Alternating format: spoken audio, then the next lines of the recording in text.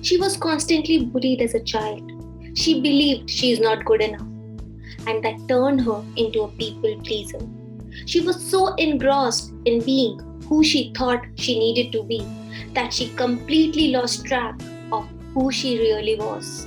And this has happened to a lot of us, time and again, where we are so busy saving those relationships, finding our place in the society, that we miss being ourselves. Unless life hits us on our face with a wake up call. Welcome to Coaches on the Couch, the place where experts share their journey and inspire you to take action. My name is Pratishtha Bhalla. I am the founder and creator of Anxiety Free Leader, and I'm the host for the show Coaches on the Couch. Today we have with us Maria, a midlife change and transformation coach. She is the founder of the Wise Women Coach. Join us in this conversation today as she shares with us her journey from lost to being found.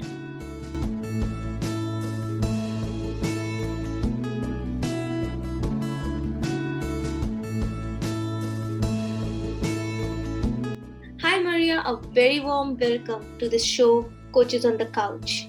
I would request you to please introduce yourself to the audience. Thank you, Pratishtha, for that lovely introduction. Yes, I'm Maria Jordan and I'm the Wise Woman Coach. And as you said, I work with women in midlife and beyond who have just lost sight of who they are. And so I really help to guide them on their journey from lost to found. So not only remember the woman that they once were, but discover the woman that they're becoming. Welcome, Maria, again, and thank you for that introduction. You mentioned that you were bullied as a child and that turned you into a people pleaser. Could you take us through that journey? Yes. So looking back, I was a very sensitive child, didn't recognise it at the time. And when I was at school, I was quite small and skinny, so I was a bit of a target for the bullies. And I was persistently bullied all the way through my senior school. So that was really difficult because I was ostracised a lot of the time. Like none of the girls would speak to me for long periods of time. People weren't allowed to be my friend. And I never knew why. I never kind of understood why people didn't like me. So anyway, got through that. And then as an adult, I didn't realise it at the time, but it made me believe that I wasn't good enough. There must be something wrong with me for these people not to like me. I made it my problem, essentially. And so as an adult, I had this desperate need to be liked, to fit in, never wanted to experience being excluded from the group again. And so I had a really big people-pleasing habit. And again, this was all unconscious, wasn't aware I was doing it, but I would always try and be who the other person wanted me to be. I would never express my opinion if it was in disagreement with somebody. So, constantly staying quiet, not saying who I was, constantly pushing down my beliefs, my voice, just so that people wouldn't reject me, essentially. And I wandered through life like that for the first 40 years, I would say. But inside, I just had this constant feeling that something was missing, but I didn't know what. And over time, I just got more and more unhappy. So on the outside, everything looked fine. I had everything in life. I had a marriage, children, a career, a nice house. And yet inside, I felt like I was dying inside. And I didn't know anybody else who was going through this. So I also carried a lot of shame because I thought, well, I've got everything. Who am I to not be grateful for what I've got? Why can't I just be happy? What is wrong with me? And then in my 40s, life just began to implode. And a lot of things happened which made me really go on this journey of trying to find myself again. Hey, Maria, I think people pleasing is a very dangerous, like I can say it's a disease, because when we want to please everyone, when we just want to fit in, somewhere we are suffocating ourselves. And when we are speaking out, people are not used to make see us speaking out. Mm. So it's even more difficult to change, and especially when you are at the age of above 30. If you are changing, if you are turning from a person who never used to share their opinion or just stay quiet because they didn't want it to have that argument, to a person who is now putting on their opinions and sharing what makes you feel bad about it, how did it change the dynamics of your relationship? Oh, it changed them massively. So yeah, I was that person who never really spoke what I wanted to say. And I think the other big thing that I never mentioned was, because I was such a people pleaser, I put everybody else in front of me. Everybody else's needs were above mine, to the point where my needs never even got a look in. My needs were not being met. So I was already in a relationship that was struggling, and then hit my 40s. I was bullied out of my career, which was really difficult as an adult. As a child, it had been okay to be bullied because it wasn't I was in that position of not being able to do anything about it. But as an adult, it was even more difficult. And then a failing marriage, several bereavements, did get divorced, lost my house, children leaving home. The whole lot came tumbling down within a sort of few years. And so what happened then was I was at the point of all the ways I'd identified myself: wife, career woman, daughter, all those labels had gone. And suddenly it was like, oh, what's left, and I don't have all these other people to care for anymore. So yeah, going back to your question, I think when I did begin to express my opinion, it affected some of my relationships quite in the extreme, because there were certain people who really didn't like it that I was now being more vocal and saying what I wanted to say. But then I look at it now and realize that those relationships were the ones that needed to move out of my life, so I could actually bring in people who were much more aligned with me, who accepted me for who I was and who I could be fully myself with.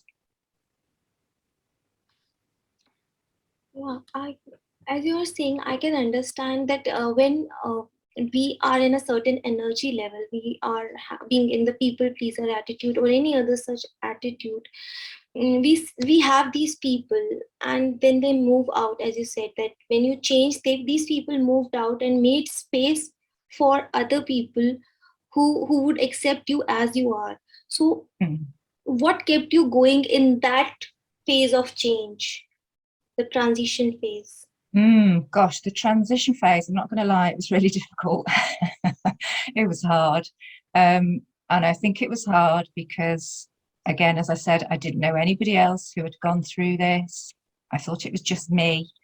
It wasn't something that was spoken about. So, yeah, there were times it was really, really hard, but I just kept putting one foot in front of the other. And then I would say there came a point where I began to have the aha moments, the realizations about myself that, oh, okay, I am a people pleaser. That was a real light bulb moment. I hadn't realized it. And so when I began to see the impact that was having on me, which was really quite significant, then I was able to think, why am I doing this? This is actually harming, I'm really doing myself quite serious harm here. I need to stop doing that. So it was a gradual process, really. And I think there was a very defining moment where I'd just got divorced, we'd separated. I spent the first night in my own new flat on my own, and it was the first time I'd ever in my whole life lived on my own. And I woke up in the morning, I was in the bathroom, and I just caught sight of myself in the mirror, and I locked eyes with the woman looking back at me, and it was a real kind of, oh, who are you? I don't know who you are anymore. But that was the moment that I made the commitment to find me again.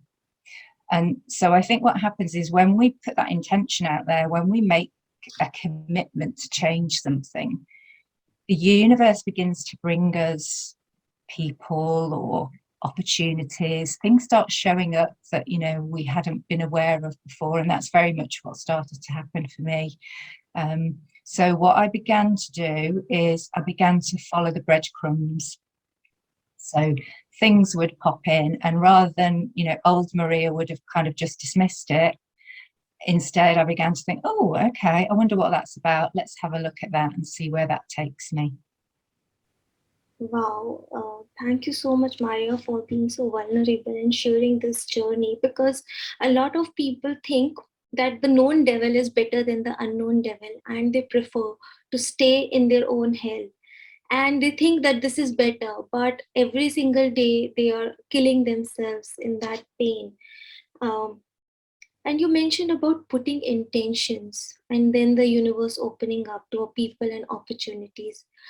If a person who is so afraid to make that decision, how do that person stick on to that hope and belief?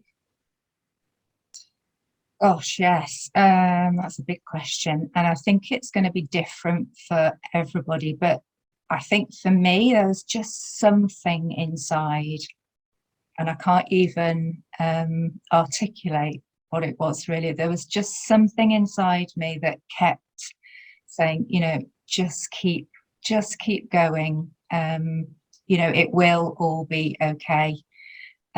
So I just kept pushing through the difficult times. As I began to release the people pleasing, I began to take care of my own needs, which was something I'd never done.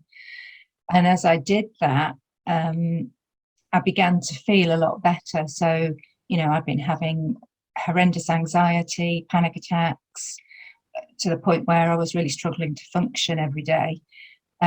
But the more I let go of the people pleasing, the more I began to look after myself. You know, I started to meditate, journal. I joined some social groups. I just began to expand my horizons. And the more that I did that, the better I felt. So I continued to do that. And I did get support along the way as well. So I did find myself a coach who was one of those people that just popped into my life, literally, from nowhere. And so, you know, I did have support along the way as well. But just, yeah, following those breadcrumbs. So things would pop in. One of the things that popped in for me was Reiki, which if you're familiar with Reiki, I'd heard of it. I couldn't have told you what it was, but it was made very clear to me that I needed to train in Reiki, which I did, and that was really a big part of my healing on an energetic level. So it's an inner trust, I think. And I think it will be different for everybody. But I think if you can begin to look after your own needs and put yourself first, then that will really support you in that period of transition. Where you mentioned some very important steps or action steps people can take. You mentioned about letting go, meditation, journaling, having a coach, Reiki. So you actually gave them some action plan to do. But a lot of people are still skeptical if meditation or a creative visualization would work. So how do you explain to them, or how do you help them when people are apprehensive of going into meditations? Yeah, I would just say to try it. because you really don't know until you try. And I was one of those people who was kind of skeptical. I thought, don't have an hour in the morning to sit cross-legged on a cushion and meditate. But also I got to the point where I was feeling so horrendous and my anxiety was so bad, I knew I needed to do something about it. So I joined a meditation group, and once a week I would just go and meditate with this group of people, which was guided meditation. And once I started to do it, I just felt so much better. The feeling it gave me, the calm, was just amazing. And so I think when you experience it for yourself, and it's finding what works for you. So there's so many meditation apps out there now, Insight Timer, Calm. It doesn't take 10 15 minutes in the morning or before you go to bed. Just try it and see what works for you. I would say you don't know until you try, really. Right, you don't know till you try it, so you need to experience it. It cannot be taught. Wow. Right. Yeah. Maria, what led you to become this coach? How did you get in this journey of becoming a coach yourself? Yeah, well, it wasn't ever part of my career plan. So my background was I'd been a nurse and a social worker and then a career advisor. So I was very much used to working one-to-one with people, often in quite difficult circumstances. And then when I went through my own journey, as I say, I found this coach. She was very newly qualified, and she described herself as a spiritual life coach. She was amazing. And I would sit in my sessions with her, and I used to come out of the session and think, oh, wow, I would just love to do what she does. She was really inspiring. But then the voice would come in and say, but you couldn't possibly do that. And so I really believed that I couldn't possibly do it, which now seems absolutely bonkers, really, because actually I was more qualified in a lot of ways than she was. I had lots of experience of working one-to-one with people. So I dismissed it. And I thought, well, that's not going to happen, is it? And then I think this is what I was talking about before, following the breadcrumbs. So literally, I think I was on Facebook one day and a post popped up from somebody that I vaguely knew, saying that they just signed up for this coaching course. They were really excited about it. And so because I was a bit nosy, I went and had a look at who they signed up with. And then I found myself looking at the course and thinking, wow, I would love to do that. Got on a call with them, signed up, ended up doing my training.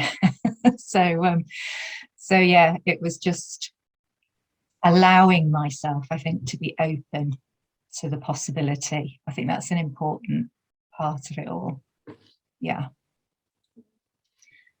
Maria, you mentioned about your inner voice, which was telling you are not good enough. And I found it that it's not that easy to make it quiet, because that inner voice is somewhere not only our own voice that is coming. Many times it is the voice of the people who have told us, how can you do it? You are not good enough. What can someone do to overcome this inner voice? Gosh, yes, that's a big one again. And I would say I had a very loud inner voice. And like you say, a lot of the stuff it was telling me were beliefs that I'd picked up from other people. And so now I see that they weren't even my beliefs. They were just what I'd taken on from other people. So I had all of that going on, I'm not good enough. I'm not worthy. I can't do this. I can't do that. So I think the meditation helped massively. The self-care, whatever that means for you, is another huge important bit of it. And I think just becoming aware of that voice and what it's telling you, and gradually beginning to challenge it. So, it would pop up all the time, constantly. And so I'd have to start, first of all, becoming aware of it and kind of stopping it in its tracks, and then challenging it and saying, hang on, is that true? Is that really true? And then I began to replace it gradually with with other beliefs and intentions that supported the new Maria. You know, I am worthy, I am good enough, I am open to possibility, I am open to being shown what's next for me. And the more that I did that, the quieter that inner voice got. And I know I'm kind of banging on about meditation here, but I think the more that I've meditated, the quieter that voice has got. So on my journey of finding myself, I did mention that I'd had this constant feeling that there was something missing for the first 40 years of my life. And it was only when I went through and I found me again that I realized what I'd been missing was me. I was the missing piece in my life. So that's a massively important thing. And I think something else to be aware of that I hadn't, again, been consciously aware of is being aware of what our personal values are, what are the values that we want to live our life by. And when I did the work on my values, which was actually when I was well through the other side of my own healing journey, and I realized my values were authenticity, integrity, and honesty. And then another massive aha moment, because I realized that for the first 40 years, I hadn't been living my life to my values. I hadn't been authentic because I wasn't showing up as me. I wasn't in integrity with myself. I wasn't in integrity with other people because they weren't getting the real Maria. And I wasn't being honest. I wasn't being honest with myself. I wasn't speaking up. And so no wonder I was so out of alignment with who I was and so far off track. And so when I got to realize what my personal values were, now I can live my life by them because I absolutely know what they are. And so when I'm faced with a decision or a choice, it's so much easier because I can look at it and say, would it be in integrity for me to do that or not? And that's a really easy answer now. So I think personal values are a massive part of staying true to yourself or finding yourself if you're lost. Wow, there are so many pieces like of jewels that you have shared just now. And you mentioned I was the missing piece in my puzzle of life, and that is so profound. We are so busy pleasing others, we miss ourselves in that journey. And you mentioned that to stop that inner voice, you need to be aware. You first became aware, then you stopped it, challenged it, and then you replaced it with a better voice. So that is another action step. Anyone who is watching it or listening it, that is big to do if you are struggling with that inner voice. Absolutely, because I would say things to myself all of the time that I would never dream of saying to anybody else. So, you know, I would constantly say things like, oh my God, you're so stupid, why did you do that? You know, all that kind of inner chatter. And it was only when I became aware of it, I was thinking, hang on, I would never say that to anybody else. Why am I saying it to myself? It's like, so becoming aware of it, then you can stop it and think, no, I don't want to be saying that to myself anymore. I want to talk to myself like I love myself. And I think when we do that, we rarely do that. We are nice to people and want to be in their good books, but not in our own good books. Yeah. You also mentioned about values, and so many of us are not even aware what our true values are. And when we are not following those values, we are again feeling that something is missing in our life. So values is extremely, extremely important.